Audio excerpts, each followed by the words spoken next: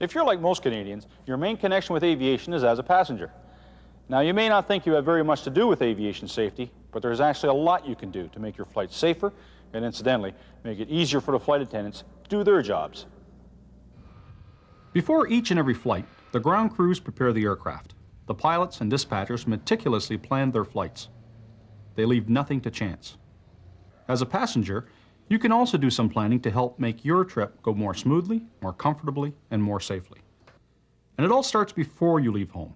For example, when packing for your flight, there are some things such as butane cigarette lighters or an open box of matches that cannot go in your luggage.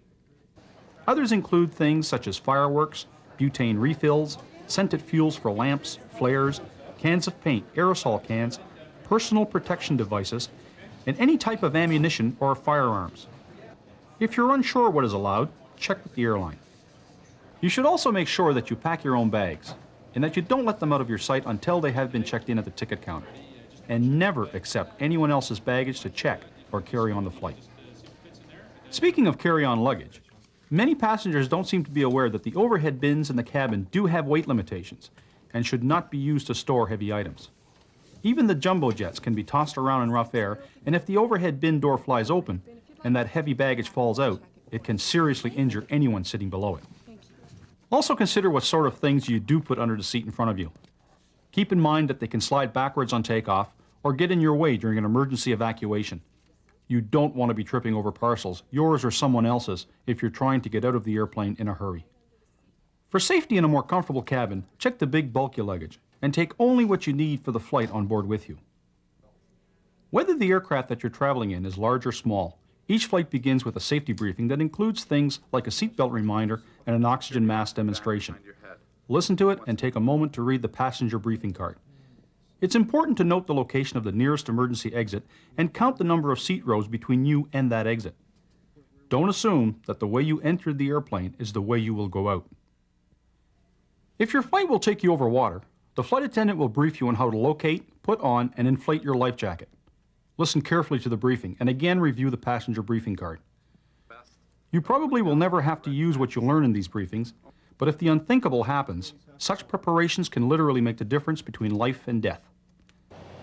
At many smaller airports, the passengers walk across a busy ramp to get to the airplane. Airlines have developed effective procedures to keep passengers away from whirling propellers or moving aircraft, but you can do your part by staying close to the airline employee who is guiding you. They have been trained to keep you out of trouble in an area that is probably unfamiliar to you. Although they don't have propellers, jet aircraft, even small business jets, can present their own special hazards. There's a danger area both in front of the engines from the air intake and behind from the jet exhaust. If you're too close behind when the pilot adds some power, the thrust that's created can easily throw you off your feet. And whether jet or prop powered, on the ground, airplanes, even little airplanes, are not as maneuverable as cars, and they do not always provide pilots with the visibility needed to see pedestrians, so always give them the right of way and stay well out of their path. Helicopters can present their own special hazards, and although most people are aware of the danger associated with the main rotor, many are oblivious to the hazard presented by the tail rotor. Always approach or depart a helicopter from the front in plain view of the pilot and follow the aircrew's instructions. Float planes are a common means of travel in many parts of Canada. The north was virtually opened by the float planes, and they are still a primary source of transportation in these areas.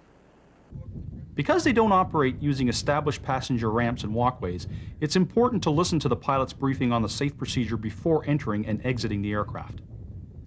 Wherever you travel as a passenger, whether it's at small or large airports, your chances of getting into trouble are minimal if you follow the correct procedures. There are a lot of built-in safeguards, and other people will be helping to look after you, but keep a heads-up attitude and take some responsibility for your own safety. And never be afraid to speak out if you see something that you feel might be unsafe. Flying should be an enjoyable experience. With a little bit of pre-flight planning and consideration, you can make your flight more enjoyable and safer.